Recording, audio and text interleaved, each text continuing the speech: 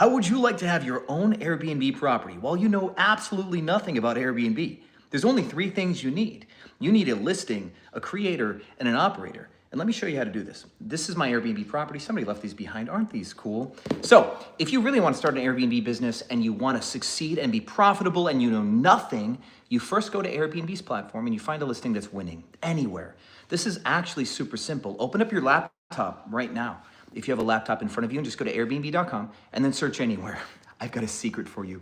So many coaches hate this truth, especially ones that use softwares like AirDNA, because they're a lie. If you go to Dallas, Airbnb is going to show you the best listings in Dallas. This is how the algorithm works. If you go to Dubai, it'll show you the best listings in Dubai. And then if you go to San Diego, it'll do the same. Now, this system works for everything but co-hosting, okay? If you want to buy or arbitrage, you can make this work. So identify a listing or three, up to three, that you think are really, really cool. Just make sure that they have future bookings. Go look at their calendar, you'll see great updates. Make sure that they've got past reviews, like at least 50, maybe something like that. And then save the links. Now the creator, you've got your listings. Now the creator is going to be an interior designer, and there's tons of them out there. And you're gonna go to an interior designer and say, hey, I wanna start an Airbnb property, and I want them to look like one of these three. Which one do you think is best and why? Because I want to copy that one. It's actually this simple, okay? Then you're going to stage a property to be exactly like the one you just copied, and you can be sure that it makes money because it was at the top of the algorithm already. And then you find an operator, which is a co-host. And a co-host will run it for you at a percentage, but if you picked one of the very best listings in a market, you'll make some spread. And that actually is the fast forward version of starting an Airbnb business while knowing absolutely nothing. But I've got good news for you. For very little skill, you don't have to pay everybody all that money. Because here's the downside of that. If you hire a co-host, they want 20 or 25% of your operating money. But did you know that most of co-hosting is really just a housekeeping team? So step one is actually just to go find housekeepers that clean for Airbnbs and then ask them to clean your Airbnbs. And then download the Airbnb app and talk to your guests. It's really that simple. So you'll pay the same housekeeping costs that your co-hosts pay because they're not doing anything special. And then you won't pay them 20%. And in exchange, you'll just talk to the housekeepers and then you'll talk to your guests. Next thing you know, you're making 20% more profit. Now, I don't recommend abandoning the designer quite yet. I've been doing Airbnb for about 10 years. And this is one of my properties that I designed myself. Here's Venus in the background. She's normally just white and naked, but this whole place is orange themed, as you can tell. And I even did all the custom artwork. I painted that myself, and I made up that sign that says nothing rhymes with you either. After about 10 years of running Airbnbs, I noticed that creating stuff that doesn't exist yet is a really cool way to make a lot of money on Airbnb, but you have to kind of know enough to know when to stop copying and start to trailblaze. So if you're brand new to Airbnb, just copy the best people.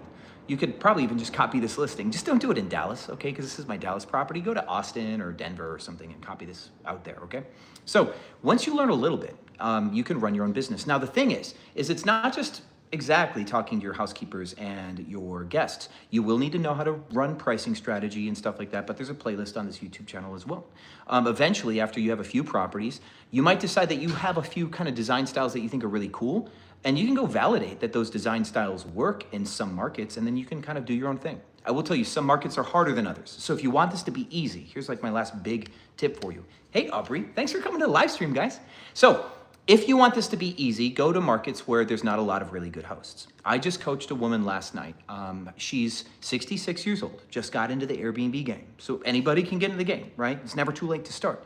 She's a business owner. She's from Ukraine, and she's never done Airbnb, and she decided to do Kissimmee, Florida, because it's a big, popular area because of Disney.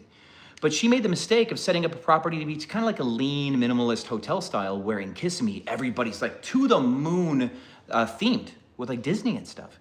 And so her property's not doing so well because everybody spent a ton of money on design and fun, and she just, not only is she not fun, but she didn't go a different direction. She kind of went in a minimalist direction. So she didn't do anything that was architecturally forward or anything like that. And so we had to spend an hour and a half working on her strategy.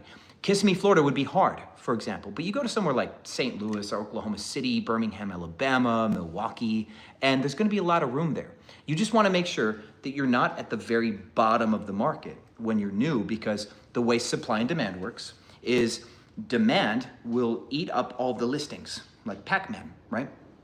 And the more listings there are, the more demand it takes to eat up all the listings, because there's a one-on-one relationship.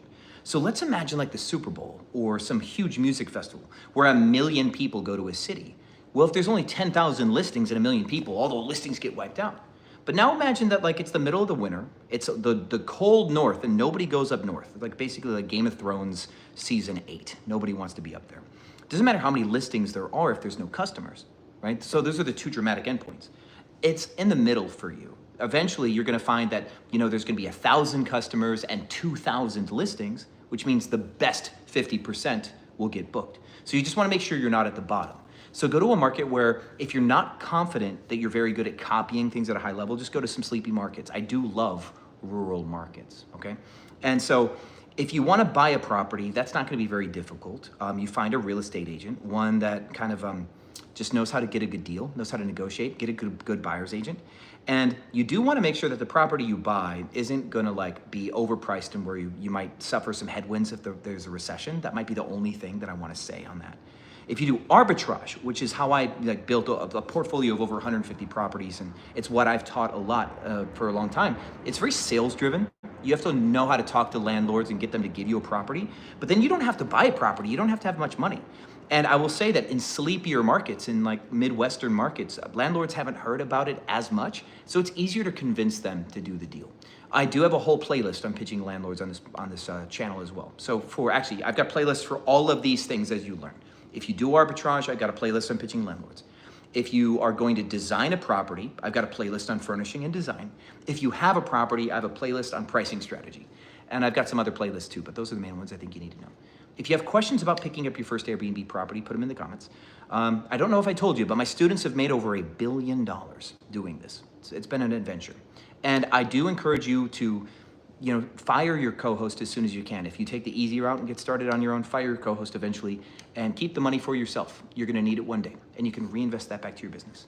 So the first person that comments sunglasses will get these sunglasses if you want them. I'll FedEx them to you. I'll see you guys on the other side.